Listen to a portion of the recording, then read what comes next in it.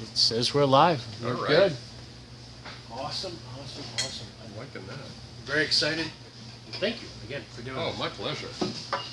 Always love doing this with you. Feelings mutual.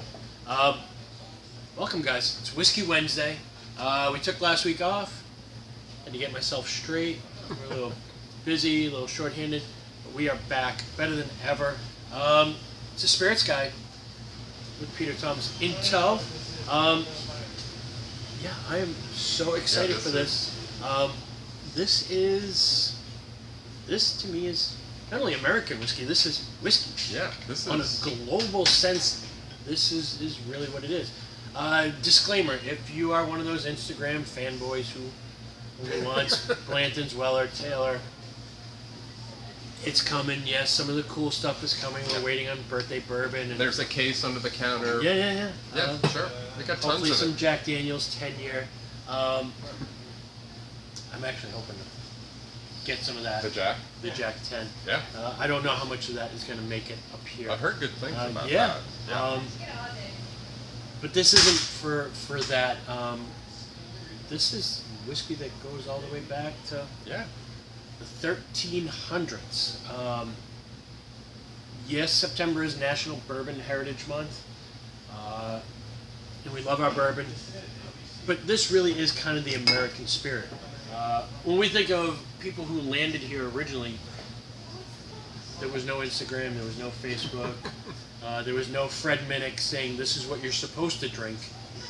These people didn't care about what they were supposed to drink. They were farmers. They grew things. No secondary market. No secondary market. Oh, man. Not until the George Remus days when they were bootlegging it and then cutting it and then making secondary market. Hi guys. Can you check for a case or can someone check for a case of this? I don't have a case of that, to be honest. Okay. I order all the wine, so I Is know. there anything in the back? For Pinot Grigio, no. No, everything's out. Okay. Everything is out. I'll take it. Okay, thank you. And we're live. We're live. So yeah, when these guys came here, and girls, because there actually were a lot more female distillers than we give credit for, they knew how to make whiskey already. They were making whiskey in Scotland going back to the 1300s, brought there by the monks, where they brewed what was called barley beer. And when they got here, they wanted to continue distilling. Just wasn't a ton of barley around. They worked with what they had, which was rye up here in the northeast. Because barley doesn't grow terribly well up here. No. And then after the sort of whiskey rebellion and they moved down south, they find corn, which is in far Plentiful. more abundance, more plentiful, easier to work with. They always used a little bit of barley, which is typically still used in bourbon. But the concept of single malt whiskey kind of faded away when corn took over. And then sometime in the 90s, a bunch of craft people got together and decided to revive this category. People are kind of, and when we get to this and I get to meet some great people yesterday, I actually had to tell him there's more distilleries in America making single malt whiskey than there are in Scotland. There's 170 craft distilleries in America making single malt whiskey. And as your research showed, there's not even a federal guideline for it yet. There's no rules according to the U.S. government, even though it's a huge category now. Yeah, constantly growing. A little bit on the pricier side, and I guess this isn't why it's not for your bourbon drinkers. This is for people who like whiskey and want character and distinction and a little bit more variety. Bourbon, again, we love it, but it's the most regulated spirit in the world. It has to be made from a certain mash bill. It has to be aged in a certain barrel. It has to be aged for a certain amount of time. It doesn't give you a lot of latitude. Not a lot of flexibility. We love our vanilla, caramel, coconut, oak bomb. A little sweeter. Love all those flavors, but you can't finish it in different barrels. Nope. By the way, bourbon finished and things are still great whiskeys. Love my Davies County stuff. Sure. But that's technically not bourbon. It's bourbon finished in. It's a run-on scented, so it's or a whiskey. yeah, or an American whiskey, Right. blended whiskey or whatever. But it's not typically bourbon. But these guys can age in different finishing barrels, Which is great. they tend to follow the rules of Scotland. Minimum of 3 years aging. Yep. Doesn't have to be new oak. Typically, it's not. But some of them do use it. I know the Westwood, when we come to that, they actually do use new oak with a very low char. Right. So they don't want to impart a lot of that. Because I don't think barley can really handle that much char anyways, either. yeah. It's usually a lighter char. Yeah. Yeah. Because barley is, to me, a softer, lighter Yeah. flavor, although it still has that big mouthfeel. They can add caramel coloring in Scotland. Typically they do it because they want it to look right on the shelf and consistency from batch to batch. But there's no real laws as far as barrel sizes. No, it just says no larger than 700 liters. Right. So, Like a port pipe. yes, and that's not that terribly restrictive. So they want it to be as flexible as possible for the distiller, which I Yeah. think is great. I think it is fantastic. And yes, these whiskeys are a little bit pricier, but you actually uncovered a huge fact with that. Yeah, I mean, I think just for the average consumer, which I fall into, most people have no sense of what's the cost of making a single malt.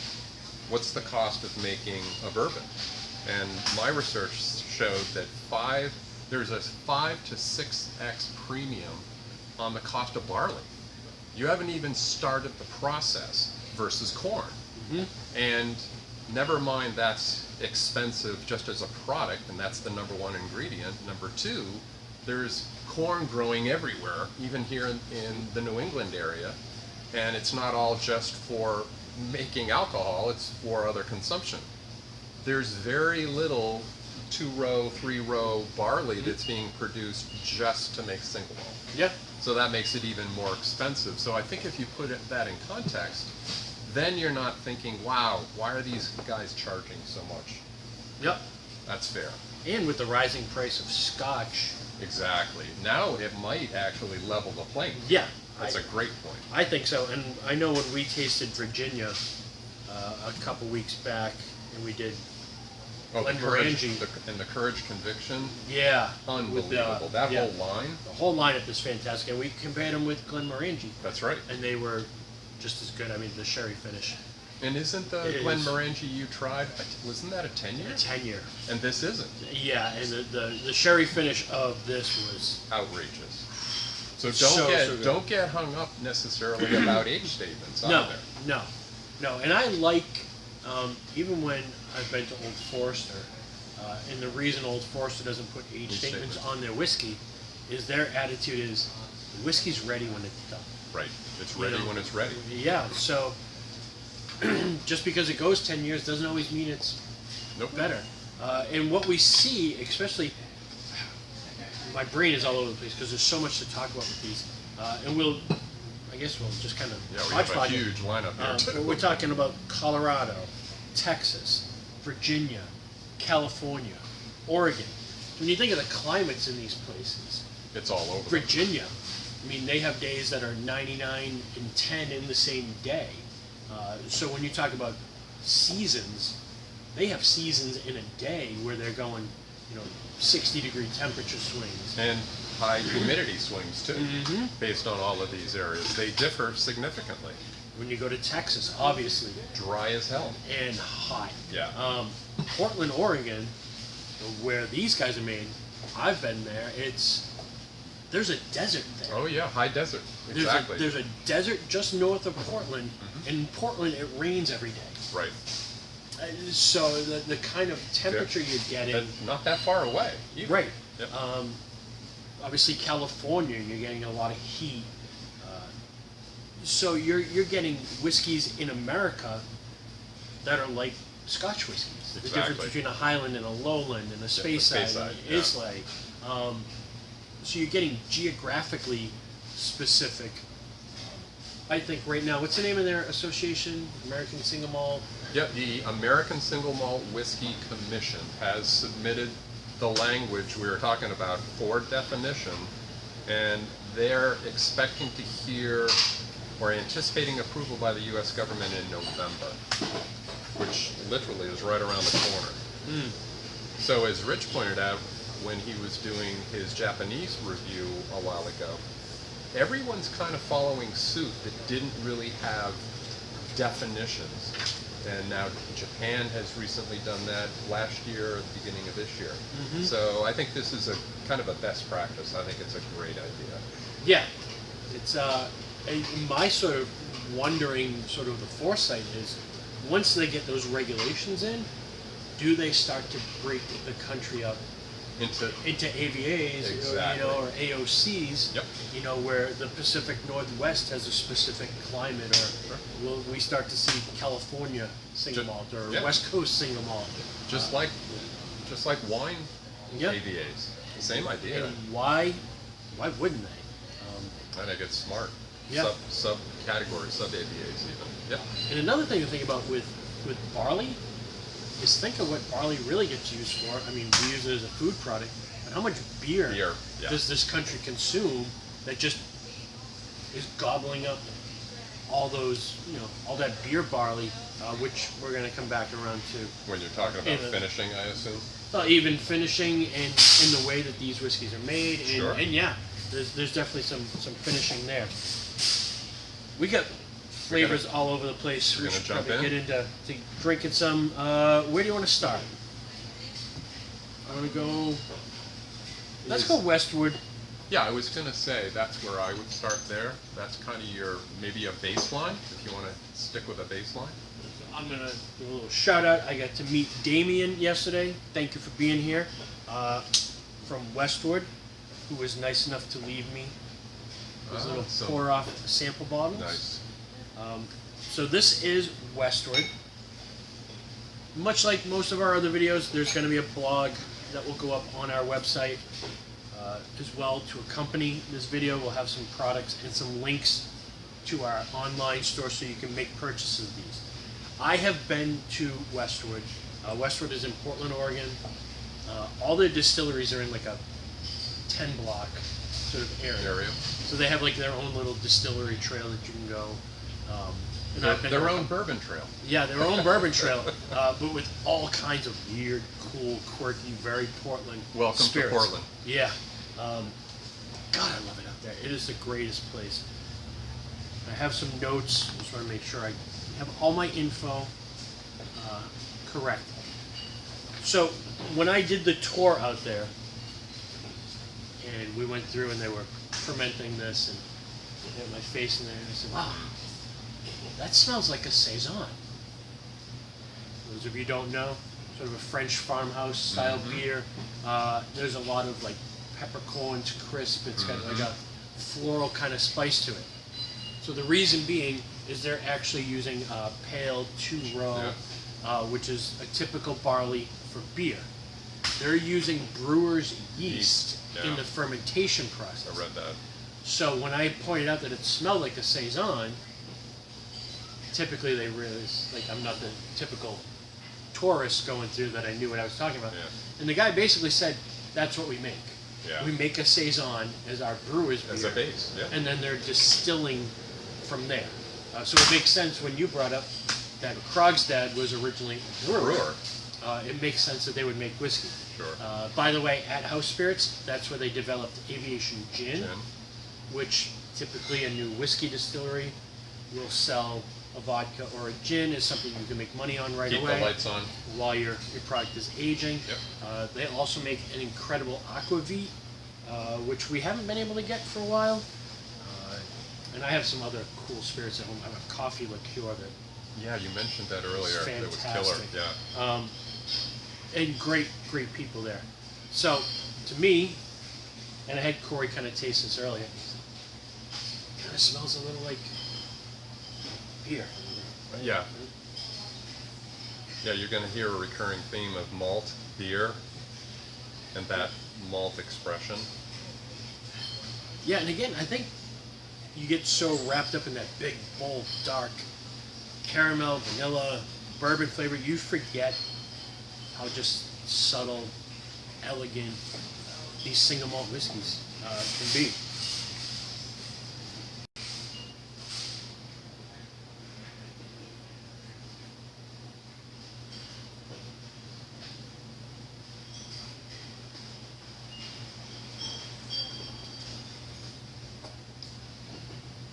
Now again, I'm gonna guess, is this 40% ABV? I think it's 90. The bottle should be 90? right in front of you.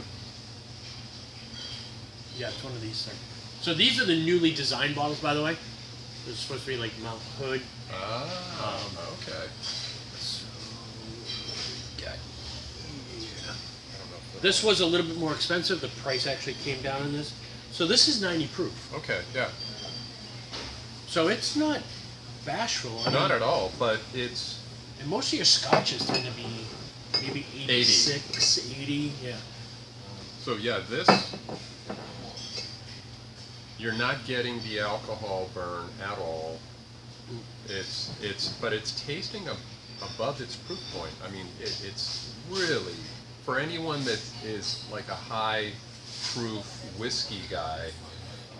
This is holding its own. So Oh, yeah. it's got a lot of body. I think it's absolutely phenomenal. It's just got a wonderful, wonderful flavor. Yeah, I definitely get some of those like that like peppercorn Yep. that I get in a saison in there. I get a little bit of nuts and honey. Yeah, like pecans. Yep, almost like toasted though, and I think that's maybe because of the malt influence. But that is really tasty. Yeah, and a lot of times with Scotch, I get like that white flour, sometimes chamomile. All right, so this one is the same as the Westward. Did we even mention that it was Westward? Yeah, so Westward Single Malt, Portland, Oregon. This is the same base as the Single Malt, but this is their stout cask finish, which I believe is this one here. I think Yep. that's still 90. One of them was up a little bit higher.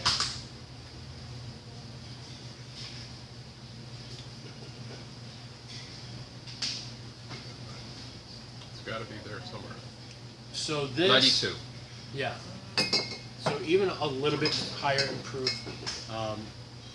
This was aged in stout barrels from Deschutes Brewery. Yeah. Who, Oh, what a unfortunately, nobody is drinking stouts anymore, or not enough people.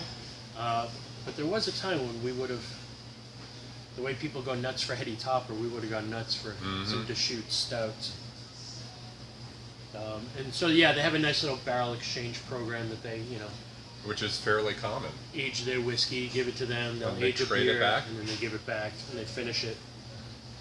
Now I'm getting like a coffee mocha chocolate. Well, I mean, if you like stouts, Yeah. which I love, dark beer, I'm getting a lot of the same aromas that you would be getting from a stout. Yeah, I get that chocolate mocha, and it's almost like a blurry line between like chocolate mocha and then like a caramel Yeah. red apple Yep. kind of thing going on there too. Yeah, I get the caramel. Like a not a I'm- crisp apple, like a No, like a macaw, yeah, a richer flavor Yeah. apple.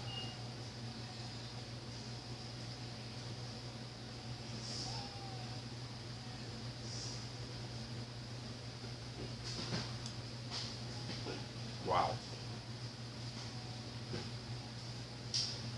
This is oilier, mouthfeel, thicker, richer texture.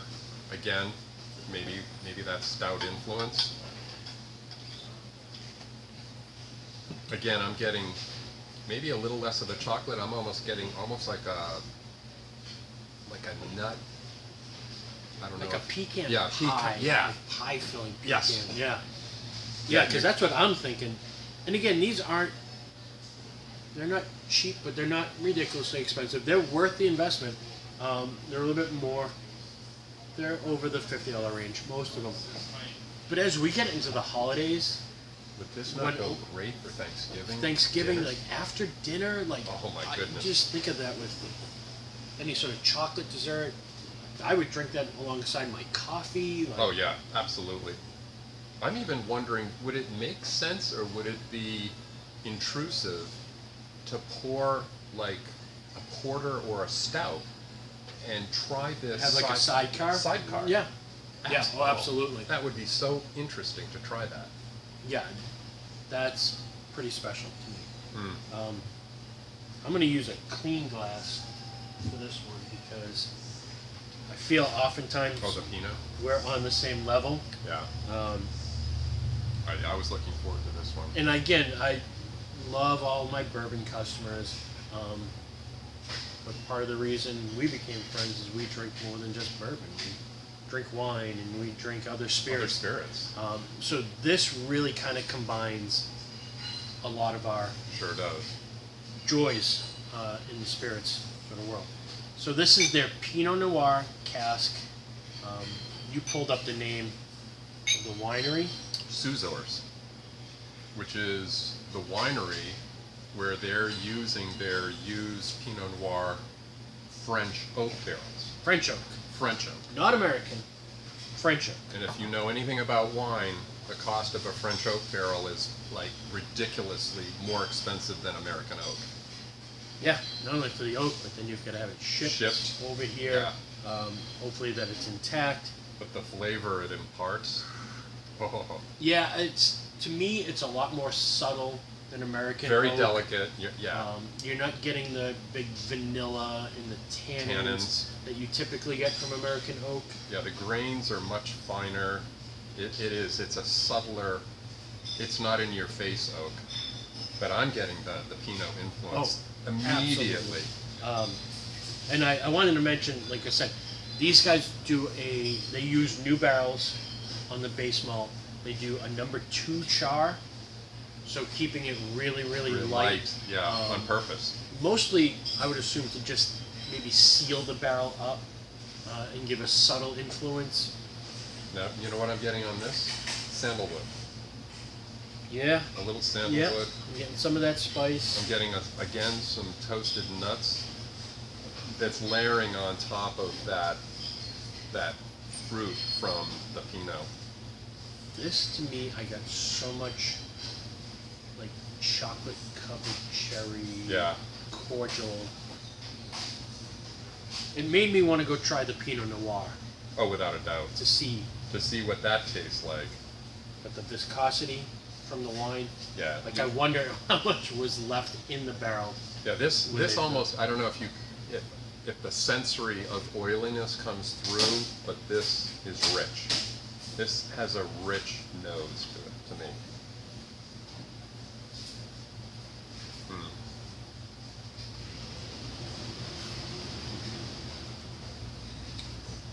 Those chocolate cherry cordials at Christmas, Yeah. and whatever that syrup is that the cherry sits in the middle. When it explodes in your Yeah. mouth. That's the body I get Yeah. from that. Yep. That's super viscous for 92 proof too. You cannot have any worry about the alcohol. It does not exist. Yeah. So that's a testament, obviously, to them. They know exactly what they're doing because that's so beautifully balanced. That is a home run. Yeah. And I mean, either one of those, the stout or the Pinot Noir, make a great just dessert scotch. Yeah, that's an aperitif, either before or Mhm. after. This, I kind of want to just get a chunk of blue Cheese. I was thinking the same thing. and some brie and just snack away. Or you were even talking about a bar nearby the distillery where they were offering charcuterie. Can you Yeah. imagine a charcuterie board of really deep blue Roquefort blue cheese along with some salamis and stuff going these would pair beautifully with that. Yeah.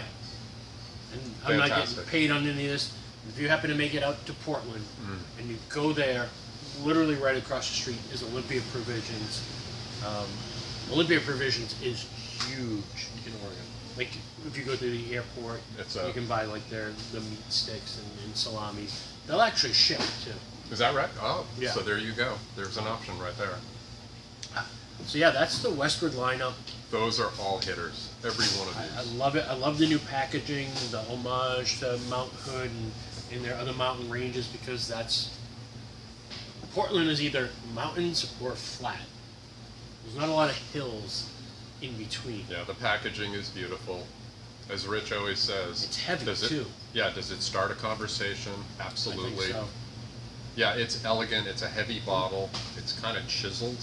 It almost, the way they've got it cut up here is almost like a continuation of the mountain peak. Yeah. Where you've got that icon. Yep. Well, And well designed. if you didn't know it was Mountain Peaks, it looks almost like a diamond cut Yeah. too. Yep. So the way the light is hitting it Yeah. has a nice little glare. Yeah, if you had one on the back of your bar, if you've got lighting, uplighting, that would probably reflect really well. Yeah. Very cool. All right. So far, I think we're hitting, we're batting 1,000. Yeah. This is amazing. So definitely the new kids in the store are literally just came in today. And I feel like for what everybody is about to drop, and I saw somebody today post on Facebook, one of the bourbon finder groups that they found, Stag Junior. The newest version? Didn't even know which batch it was. Oh, okay. For $250. As if you found something great. Oh. $250. Not Stag. Stag Junior. So, I don't want to give away pricing, so that maybe I can be a little cryptic. For that $250, could we come close to getting one All of these? three, yes. Thank you very much. Yes, Hello. we could. Come on. That's a no-brainer. So maybe we stick right along the northern border? Because you haven't had the Stranahans. I have not had the Stranahans. So this is the Stranahans. These guys are from Colorado. They are one of the originals, along with Westward in Virginia, that really kind of got this American single malt thing going. They make a bunch of different Yeah, whiskeys. I've had their others, but Yep. I've not had the Blue Peak, so I'm looking forward to this. And Stranahan's whiskey goes into tin cup as well, so they get some juice from there. Single malt, Solera finish. Basically, what that means, the first time I actually saw that in person was Hill Rock, when I got to meet Dave Peckrell. But they have a barrel of whiskey, and it ages for 4 years. But a year later, they had barreled whiskey, and now they've got 4-year whiskey, 3-year whiskey, and 2-year. Mm-hmm. So they take half of the 4-year whiskey, they dump it for bottling, then they take some of the 3-year, top that off, some of the 2-year to top off the 3-year, and it just keeps going like that. Yeah. So every year, that oldest barrel, half of it gets dumped, and then it gets refilled with the next oldest barrel. Yeah. So it never ends. And it's a giant wooden, typically wine barrel that's Yeah. like 1,000 or couple, and it's called, I believe, a fooder. Yeah, I Right? believe that's what it is. Yep. So, So in theory, there could be 10-year-old exactly. Yeah. juice in there. Which is fascinating. And I had asked Amanda about that, because they do that with some of the stuff at Courage and Conviction Mhm. in Virginia. And she said, yeah, like, typically, there could be 10, 15-year-old whiskey in there at some point. They're not that old yet. And she was going to have to come to the decision of, like, when do we stop that? Right, because it's little by little by little. It's getting older and older Right. and older. So And- if they want continuity of flavor, they're going to have to deal with Yeah, that. how- That's a nice problem to have. How far out do you go? So I don't know, and there's not a lot of info, but I do know it's pretty delicious. And I think that another great point is, like, you go in Pacific Northwest, now we're out in Colorado. So you're getting different climate, you're getting higher elevation, so the way the air contracts and expands In the barrel. is right? different. You're getting water from Mount Hood Now you're getting water from the Rockies. Right, which everybody knows is supposedly pristine and pure. If you believe the Coors commercials, again, we're back to beer. Again, yeah. 8 Right. billion Coors Light drinkers can't be wrong. Now see, this nose is completely Completely different. Yeah. Wow. Oh, totally different. This is closer, I think, to American whiskey, typically, whereas that is a little bit closer to Scotch. Yeah. Um,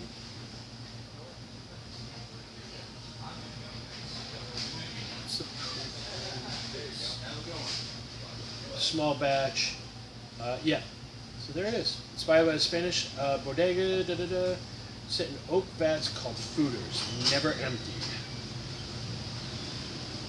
So the Woodinville that I gave you a sample of that comes from Washington State, their standard bourbon, they do the same thing. It's a Solera style. But they keep the same age where they balance it out because they want continuity of flavor, which makes sense. That's probably what they'll end up doing.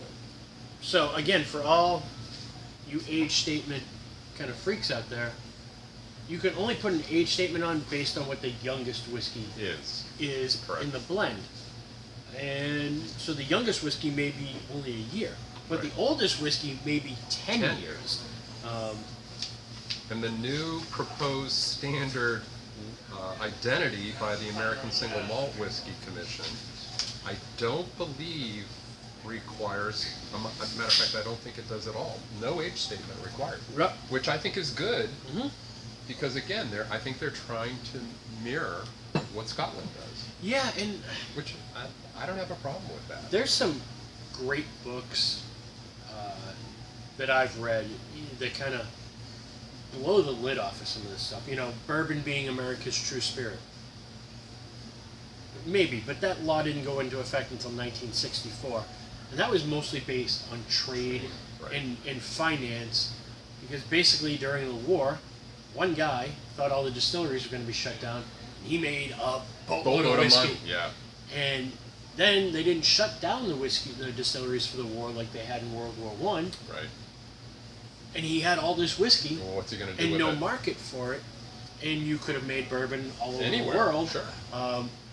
And so he wanted it to be a unique product that he could trade internationally, and got the government To agree. to agree and make that sort of standard.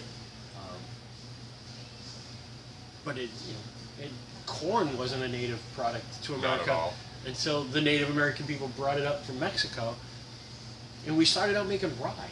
And we started out making rye in Maryland and Pennsylvania Right. and Indiana. Now that's not to say that we don't love Kentucky bourbon, but to think that that's where it all started. Well, what is it, 90+%? Yeah, most But of it does come from Kentucky. I think I read somewhere, though, that whiskey is made in all 50 states. I believe. I believe it is now, yes. Even potentially Hawaii and Alaska. And Alaska. But again, this was the whiskey they had learned to make before they got here. Right.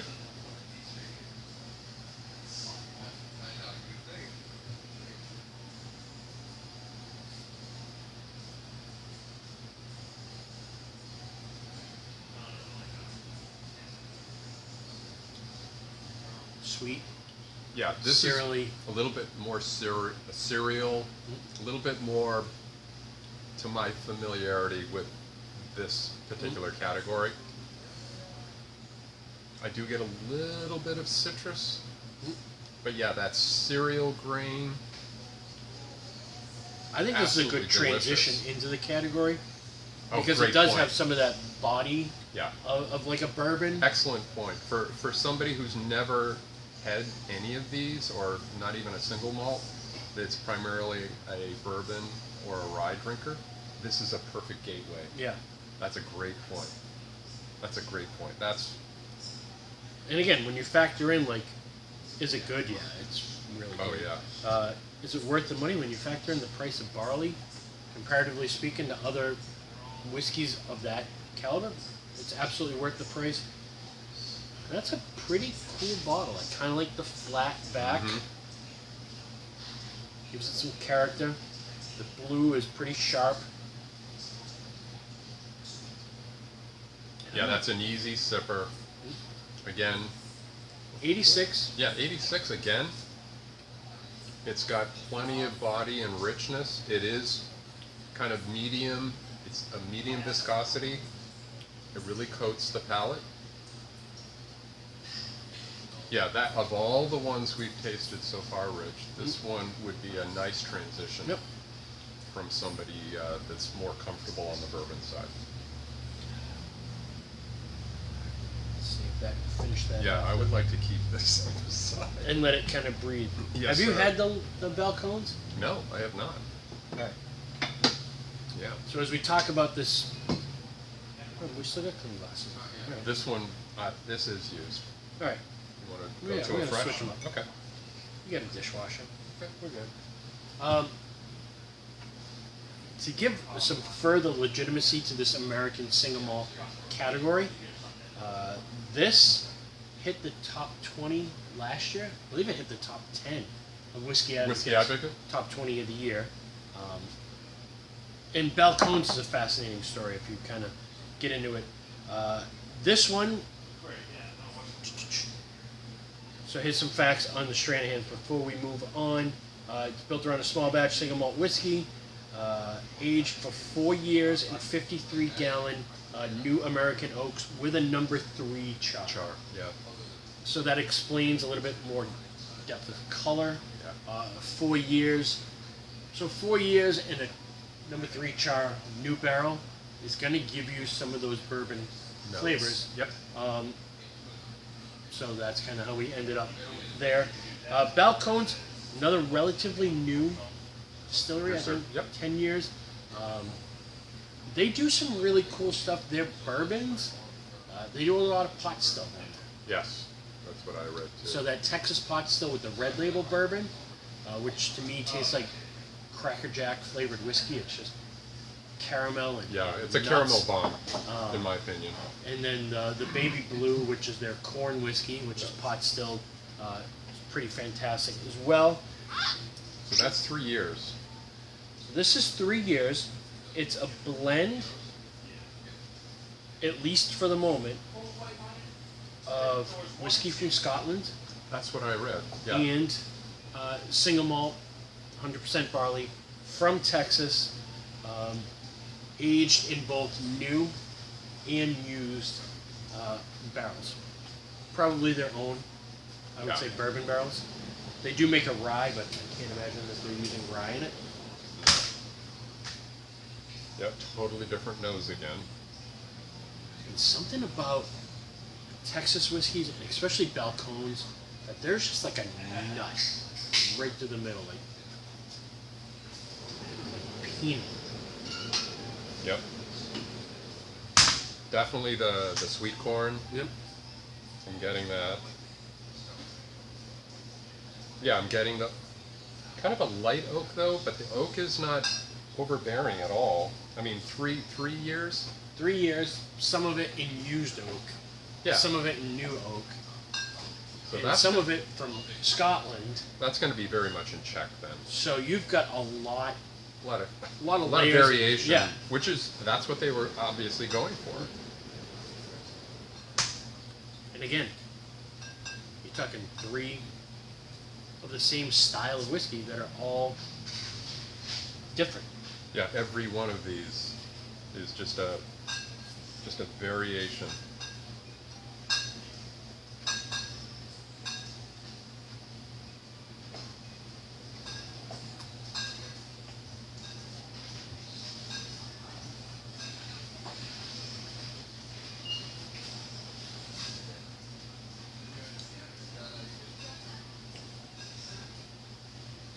They're just so cool. Like, Yeah, these I'm getting more like a little bit of cinnamon.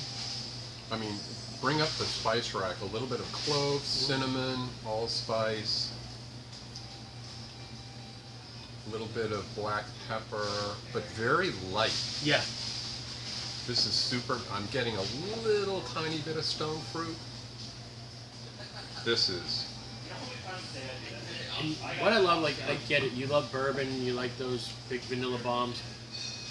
Trust me, I was drinking Rebel 10-year last night. Yeah, I saw you post. I love it, but if you love whiskey, if you like the adventure of whiskey, which is really what these are based on. Again, those original distillers, they didn't come here to make Pappy Van Winkle. They came here to make whiskey because that's how you preserve crops at the end of the year. It was a byproduct. And that was their heritage. Yeah.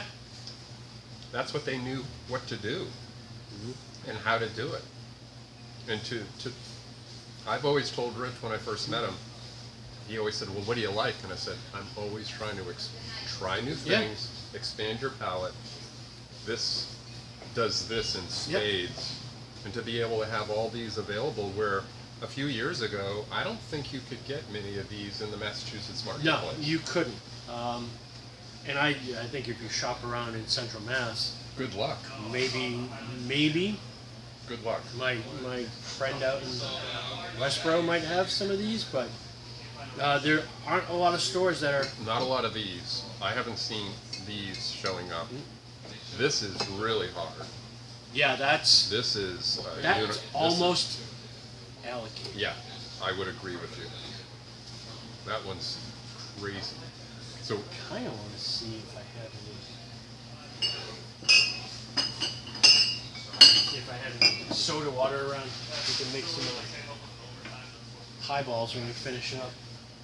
oh yeah. Because that's what that is good for. Mm-hmm. Yeah, so I'm liking the Balcones. I can't do an American single malt tasting Without a sherry cask? without this. I don't have the bottle out right now. This is the port cask finish. This is Virginia Distilling, Courage and Conviction. We talked about it a couple weeks ago. Oh, the Courage and Conviction. I It's am a beautiful bottle. In love with this whiskey. Yeah, as am I. I had the pleasure of getting to meet Amanda Beckwith via Zoom. But every picture you see, she's got this big smile on. It's not that they captured her in a moment. The half hour it's just, she just radiates energy and enthusiasm. And that's why we talk about this stuff. Is the passion of the people behind the products. Yeah. And if you ever get a chance to watch any videos of her, it's just She's the real you deal. can tell she loves what she's doing, Yeah. and she's good at it. And these guys may be the most transparent whiskey producers of anything. Did you go to that like batch.com or whatever? I forget the name of the site.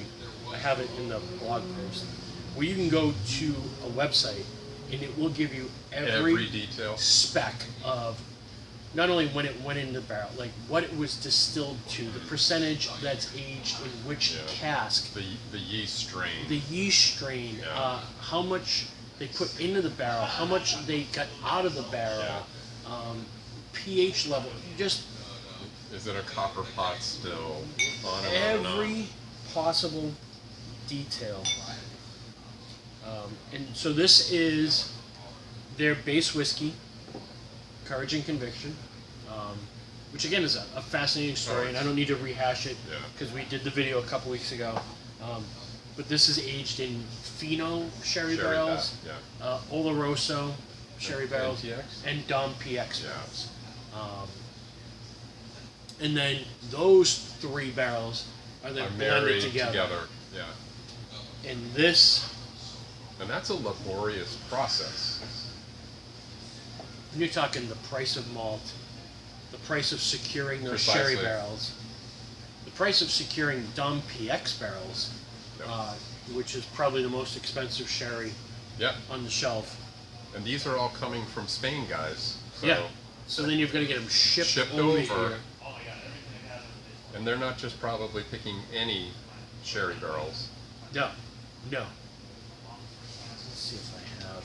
And the influence of the sherry immediately pops.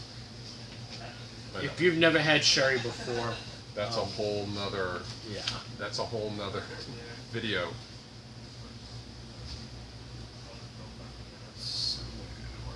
Yeah, Courage and Conviction was based on the original owner's sort of ethos of have the courage of your convictions. Sure.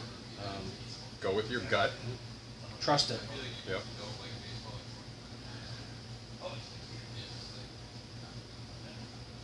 Yeah, if anyone has ever had sherry, and to have the vision, or to your point, the willingness to take a risk and blend all three together, because oftentimes you'll see it's just the X. It's, yeah. Or just it's- Oloroso or sherry. just Oloroso sherry, or just the Fino, but to throw all three together and take that risk And to get and marry it all that together, blend right? Yeah, and harmonious. and wouldn't it be fun to be the fly on the wall to see how many iterations they tried before they got it right? Yes. Amanda Beckwith may have the greatest job in whiskey. Because she gets to taste single barrels of just the PX and then just the Oloroso. And then blend two of them together and then... And again, this is unlike any of the other ones that we've had. Which is so exciting about this whole new category, well, relatively new category of, okay, if you're nervous about Scotch, which I'm not nervous, but it's a new category for me, why not start right here in the US? You have a lot more options than even you do and you don't have to worry about the import nonsense and all that crazy stuff.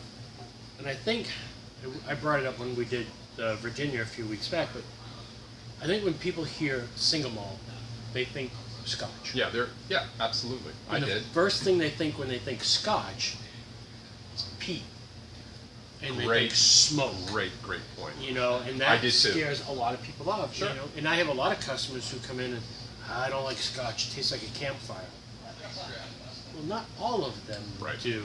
When you get into, you know, Aberfeldy, Arbor, Spalvini, and then from Speyside, Highland malts. Yeah. And then there are things like Bruichladdich, which are from Islay, and then they put out an unpeated malt. Yeah.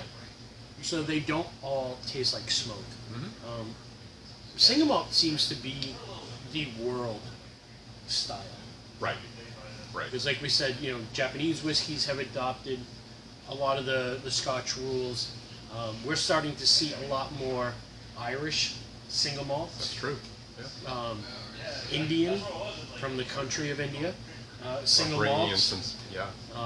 We're starting to see them from Germany and Sweden, New Zealand. People are doing single malts all over. Single malt seems to be the global whiskey language. But again, to your point, I'm glad you brought up peat, because I fear that because that's not my thing. But nor mine. There's just so many other variations and options out there. Just like when you did the whole video on gin. What's the first thing that comes to mind if you are thinking of gin for a cocktail is juniper. Yeah, pine trees. Pine trees. It's the exact same thing here. There's so many other variations on a thing. Don't be fearful. Don't ruin the opportunity to try all these other options. Absolutely. You'd be crazy. And I keep circling back to it, but the whole bourbon is America's spirit. America's spirit was coming here for a sense of adventure, to discover, to grow. They didn't all come here, land on Plymouth Rock, and stay there. No, They wanted to see what else there was out there and keep expanding. That is the spirit of who we are and what we do. It's the spirit of discovery. Bourbons are great, but there are malt whiskeys, there are single malt whiskeys, rye whiskeys, corn whiskeys, Lost Monarch, blended whiskeys. Blended whiskeys. So there are other great Finished American whiskeys. Finished whiskeys. Those Davies County whiskeys are fantastic. Yep. And Yellowstone coming out soon. With their special select finished in, you know what it's finished in this year? No. Amarone barrels. Oh. That's crazy. So that's on its way. All right. So let's get the Italians involved. Come Oh, on. yeah, yeah. Come on. They got to get some skin in the game. Absolutely. Oh, that's exciting. So, yeah. Yeah, I guess there's nothing off limits, No. you know, and the creativity for these smaller distilleries that are willing to take that risk, I think is fantastic. So we're gonna Now you're really, sign off with this. before we go totally off the rails, this is almost off the rails anyways. Yeah, this is. So this story is fascinating. So yeah, this is made by St. George. They're out in California. California. I forget the guy's name, and I should know it. I want to say bonkers, but at the same time, he's not really bonkers. He's just, again, American spirit. He's got a sense of adventure. Yeah. He wants to try things. Let's just go out there with no limits and see where it goes. The gins were some of the most interesting and unique gins. That botanivore, And he's got a bunch of them. the terroir, Yeah. and the rye, which is rye whiskey Yeah. infused with gin Gin- botanicals. Right. The terroir was like walking through a forest, in Yep. California. It's amazing. Like you mentioned, they have another whiskey out there, a couple other whiskeys. They make an amazing absinthe. They Yes, make they some do. other cool stuff. The packaging is always cool. Yeah, everything they do is just interesting. If you see something with a St. George label on it, you know. Yeah, it's going to grab your attention. I mean, just looking at the bottle, what you see here, would the first reaction be, oh, this came from California? No. So, I mean, and I it's, love the quote on it too. If I can find it in my disheveled sort of notes here. But I want to read it exactly as it is. A California take on the Japanese spin on Scotch whiskey. that's perfect. And you know why. So, The 100%, yeah, malted barley. Insane. And they make their own ume Yep. liqueur. Ume is a fruit, it's a Japanese fruit. So they barrel age that ume liqueur, and then they finish the single malt in that barrel. Yeah, and what I research, Rich, is it's a Japanese plum liqueur. Yes. And the cask is called, and forgive me on the Oh, yeah. umishu? Yes. Does that Yeah. sound right? Yep. Umishu cask. Yep. Now, how unique is that? Yeah, there can't be anybody else in America That's making even that. close. We used to carry it here. Choya used to make it. It was a tall, skinny bottle, Okay. and it had like the plums in In the it. bottle. I don't know Yep, if just you've like ever the seen it. pear liqueur. Yeah. Yep. And it was a I tall, think I skinny did one, see it. and they would probably be about 6 of them in there. Wow. And they came in a couple of different flavors. So that's what that ume fruit is. On the nose, You must be getting some of that. Oh my God. if you the don't know what ume un- fruit is, it's And if you are familiar with unami, in my opinion, or kind of like mushroom forest floor, I'm getting unami for days. I get. But that, I'm getting the plum, Yeah. no question. Sometimes my smell translates to colors, and that smells like pink. I or was just mauve. going to say purple. Like it smells pastel to me. Yeah, I was going to say purple. Don't ask me why. Yeah, it's got a weird like That's crazy. Like You were thinking lychee. pink, I was thinking Yeah. purple. like lychee, like Yep. like that not really tropical but not citrus. That That's crazy. Yeah, it's very floral. The most Yeah. non Almost like single, lavender. Yeah, non-single malt Scotch nose I've ever nosed in my life. yeah. I mean, if you probably had to blind this, I don't know what you would come up with. I would not pick a single malt. There is some of the single malt in the back, but yeah, all of a sudden like I'm getting a lot of like violets and lilacs and like like you said, purple. Like I'm getting purple flowers, pink fruit. Some of that cereal in the back. Yeah, I got the cereal, I got the plum, I got... It's very floral. And you know what I'm getting? Back to Scotland, this is the only one so far. I'm actually getting a tiny bit of smoke. I'm not getting the peat. Yep. But I'm getting a little bit of smokiness in a really good way. Just very delicate. So, here's the tasting notes from their site. That's crazy. Started with 100% American barley, which is 2-row pale malted barley. Predominantly so pale. When we talk about like chocolate malt, basically that means that they roast the malt until it turns chocolate Chocolatey, color. right. You're not necessarily tasting chocolate. Right. So it has more to do with the coloring The intensity, of it, which can impart some chocolate notes. Overtone. So this is predominantly 2-row pale malted barley. The rest is lightly roasted. So that could be a little bit of your smoke. After distillation, and they use eau de vie pot stills. Ah, okay. So basically, eau de vie is it's a fruit brandy. Yeah, and I'm getting that on the nose and the palate. Yeah, so you're getting No question. like eau de vie pot stills are those weird pot stills with like a gooseneck off the top. So you're not going through like a cooling coil. Right. You're kind of catching the vapors and then dropping them down the other side. The whiskey is aged in used bourbon casks and French wine casks, as well as filtered through maple charcoal. So, as we think about the pricing of this, Thinking of the marrying, so it's a variation of we're doing the Lincoln County process. Yeah. There's a cost associated with Yep. that. Yeah, because you have to get the charcoal. Sure, and that's labor and And the time it takes to age, to and get it percolate through. through. And then the French wine. Yep. So yeah, you've got to get French casks, bourbon casks. You're aging them in those two casks. That's crazy.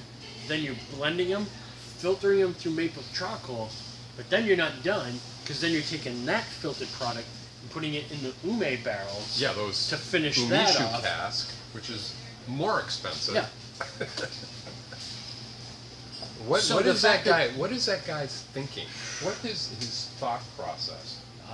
Thank God marijuana is legal. Yeah, I was gonna say, don't forget, guys. This is from California. Yep. Need we say more? And you know, he commissioned the label. Which that is spectacular. Yeah. The Knights Templar shield I mean, that's with just a Japanese samurai. that is literally frame worthy. Yeah. If you could blow that up, I'd put that on my dining room wall. 94 proof, which Yeah. I think you forget completely Not at all. when you're drinking that. Yeah, it's not hot. But again, that is a testament to the distiller where they've got their act together. They know exactly what they're doing, because it's the first thing you get is alcohol, ethanol. You've lost me. Yep. Not even close. Yeah, and that ethanol kills all the flavors too. You've just dampened everything else. That's the last thing you're. But it's got enough proof point where it accentuates and it puts the spotlight on all the different flavors that we're trying to share with you guys. Yeah. Amazing. After sort of getting all those notes on it and then tasting it and then realizing what it does cost, what a value. Yeah, exactly. And this may be the epitome of that sort of 3-tier, like, is it good? Yeah. Yes, it's good. When I tasted it for the first time, I thought, this is the weirdest thing I've ever tasted. That's exactly what I said. And I have to have it. Yeah. Um, Is that going to look cool on your bar? yeah, is it worth the money? Without a doubt. And does that bottle start a conversation? Yeah. You can't have that in your house and not have somebody ask you What that is. is. That it? Yeah. And I think it's a good sort of, I hate to break things up like this, but sometimes the ladies get a little afraid to try some of the darker Good spirits. point. Very good point. Not all of them. Trust me, my girlfriend, go glass for glass with me, and Oh, my wife loves rye, loves bourbon. is willing to try new things. Thank goodness. So yeah. But, and not for nothing, if you're a guy out there who's afraid to get into, you know, 100%. you want to try something that's a little bit softer and a little bit more accessible. And we haven't even talked about, so far, all we've talked about is drinking these neat. Right. What about cocktails? So that's where we're going Is to that wrap up. a little segue? Yeah. That's nicely done. So this, what we're talking about, is perfect for highball, Yeah. which is the drink in Japan.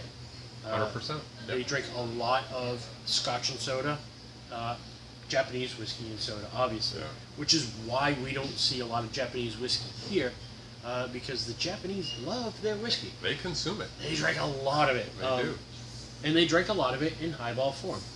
So, I mean, we don't have any ice here. I'm just going to kind of close it out. Simple highball. Beaver Tree, guys, by the way, that's the way to go. Game changer. Without a doubt. Since we're here, we'll kind of go off a little bit. People always ask, like, is there a difference between seltzer water and soda water? Yes, there is. As a bartender, there never was. Everything was always soda water.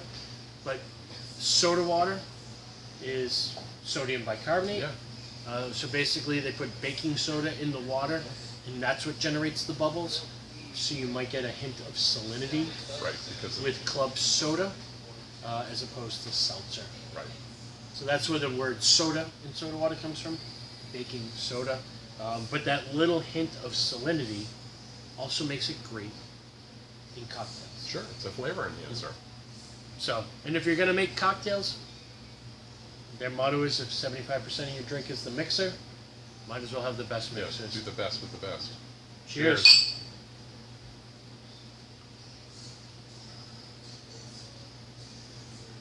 Wow. Yeah. That's the first time I've done that. See, that just it just, Wow. it just explodes on your palate. Yeah. That's the first for me as well. That's just a flavor explosion in your mouth. Mm-hmm. I would even throw maybe cucumber bitters. Or I was just thinking, yeah, citrus bitters. Yeah, maybe grapefruit bitters. Like. oh, my mind is playing because you know me with bitters. Yeah. You could play all night long with different bitters. I like the idea of cucumber. That would be perfect. Just with a little, for a garnish, put a little slice of cucumber in there. I feel like there's so much going on there too. Like some of those spicier bitters that you had Oh yeah. would play with the floral elements of this. But you wouldn't want to, this is, in my opinion, delicate, so you don't want to overwhelm the base spirit with this, because this is just, Nope. you want the spirit to shine on this, and that's what the Japanese do with a highball. Yep. Yeah. I can see like an edible flower just sitting on top of that. Yep. Well, tell me that wouldn't complement the color. Have Oh, yeah. like some hibiscus or some crazy flower. Yeah. Maybe even those hibiscus flowers you get in the syrup. Exactly. Yeah. Drop one of those in there. Or you go to those fancy restaurants where you have edible flowers as part of your meal. Delish. That was a great idea. All right. We're going to wrap it from there before we get silly or anything. There's a good chance that tomorrow my friend Ken Murphy is coming. The to do samples? barrel samples. We're going to get our own single barrel The Virginia. of Virginia port finish. Really, really excited about that. What else do we got coming? Hopefully, we're on the barrel list to do El Mayor Reposado Oh, you mentioned that. in the spring next year. So those barrel samples are Are coming. Nice.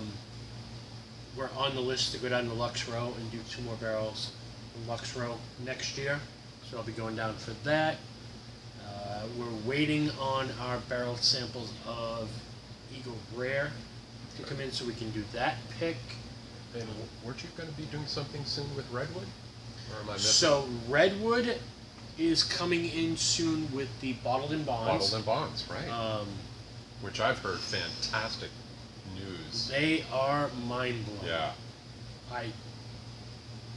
Yeah. Those are Those- going to be special. Yeah. Plus the single barrel, the 14-year single barrel, Which- is coming from Redwood. Probably November. Like I said, Yellowstone Special Select on its way. Should we define the redwood as allocated? Oh, it's allocated. And that Redwood, I've been fortunate enough where the people involved with Redwood, we've actually had great conversations about Well, you met the how owner. they were going to allocate them out, because there's only one barrel coming to the state. So they actually came and consulted me on how to do it. Nice. Or what I felt we should do with it.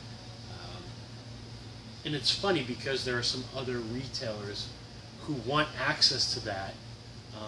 All of a sudden, out of nowhere, they want access to it. Yeah. And our people here, we've been on the Redwood bandwagon Early on. pretty much since day one. And we're the #1 account. In the state. In the state. In the state, yes. So, You got some leverage, hopefully. yeah, we've got some leverage. Lots of good stuff coming. Obviously, all the unicorn stuff is coming too. Birthday bourbon Yeah. should be rolling in. I'm hoping to see some Four Roses small batch limited. But guys, if you're looking for that stuff, and I get it, it's good. I enjoy it from time to time myself. But I spend all year Right. getting to this point where the puppet master's above me and go, all right, Rich has been good to me all year. Right. We're going to give him this. The first person who calls me and says, hey, do you have it, is not getting it. That's just how I have to choose to do it here. I planned for 12 months Yeah. to get my hands on birthday bourbon. And every year I get told, you'd get more if you sold more Old Forester 86 proof. Yeah. So if you guys are buying more Old Forester Yeah. 86 proof, I can buy more Old Forester 86 proof. They will give me more Old Yeah. Forester birthday bourbon. That's just how the game Yeah. works. It's the classic quid pro quo. Same with Whether you Buffalo like Trace. it or not, with Yep. Buffalo Trace. And I'm sure you've seen Rich's postings lately on Buffalo Trace. I think the underlying subtle, maybe not so subtle message is there's more out there than just Buffalo Trace. And I'm going to go back to Rich's credit. If you want to go get Stag Junior on secondary market for 200 plus, or you want to get 3 of these and really have a lot of enjoyment in spreading this to your friends when you have friends over for dinner or just a gathering or a barbecue, and say, hey guys, I've got some really cool stuff, versus, oh, I've got Stag Junior. Yeah, I've had Stag Junior, I still have some. It's good. It's good. We're not debating that, but to be able to get 3 of these instead of 1 of those, that's your decision. If I were you, I'd go with something like this. Absolutely. Just I saying. mean, for $250, I'd probably buy a Repeal Reserve Oh, regular George Remus don't get me into the and Remus the Bourbon King book. yeah, which I just ordered, by the way. So good. Yeah, yeah. So good. No So question. yeah, we're just saying that there's other options. I get it.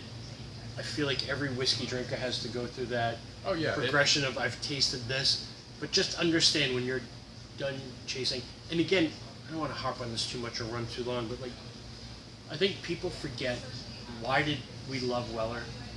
It was $20. It was good. It was good, and you could get it. I don't remember 5 years ago tasting Weller and going, this is the most amazing. Yeah, this- I just thought, this is really good for $20. Yeah. And that's what Rebel is. 100%. You know, 100%. when you could get Old Rip for Sure. Same 50 idea. bucks. Same idea. that was fantastic. right. For whatever they're getting for The it game, now, I but the don't game know. has changed. Yep. E.H. Taylor small batch for $45 Right. was mind blowing. Yeah. If you can find it, If you maybe can, 60 for the Yeah. small batch. the small batch in mass I'm not even going to say where I saw it, but the last time I saw it here in Mass, it was on the shelf. It wasn't behind the register. It was $100. Yep. So that's fine if you want to do that. I'm a New Englander, born and raised, and I'm a Yankee, and I'm looking for value.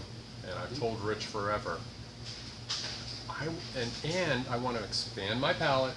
I want to try new things, and that's why I was thrilled that Rich was willing to have me come today.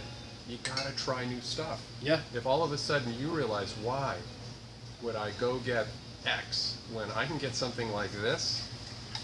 To me, it's just you gotta be willing to give it a shot. And not for nothing, these we have in 50 mLs. Ah, that's a good for point. sale. So if you're a little nervous about That's a buying great something, point. we have this and this in 50 mLs. The 50 mLs is fantastic. It is a way to try it, and I'm telling you, if you try this and you don't want to put it on your Thanksgiving table or your Christmas party table, or give it to somebody as a gift, That is great, because these small 50 ml nips are really hard to find. Now, because just to buy a sleeve as a retail, I know that's hard for them because you don't get much return. But to try this is a low or zero risk opportunity for you to give it a try. Yep. You'd be crazy not to try that. Yeah. Good Yeah. point. Yeah, I gave one to my brother, and he texted me 2 hours after he got home. And like, that is the most amazing thing I've ever had in my life. And Rich let me taste the sherry cask, and that one it's just ridiculous. So yeah, they're both available in 50 mLs if you want to try it. Stop by the store, talk to me. Yeah. Sometimes these bottles, these are all open here, so you can taste with me anytime. Yeah, that's a good point. Anytime you want. I have them here. Some of these are mine. This is my money, my money, my money. Some of them were samples provided to the store, but I'm putting my money where my mouth is. That's how much Absolutely. I believe in these products. That I buy them when I don't get them, just because I like sharing them with people and making those connections. All right, we're gonna Wrap it up. and then finish that sherry cask. Thank you guys so much for being here. If we do that barrel pick tomorrow, we're probably going to go live midday. Nice. But it'll stay up on the Facebook page so everybody can read it as well. Fantastic. It's good to be back. I feel invigorated. Yeah, I can see you're back in the saddle. Yeah. Yeah. We're going to do some more stuff too. All right. We'll see you guys soon. Thank you very much. Love you all. Take care, guys. Cheers. Cheers.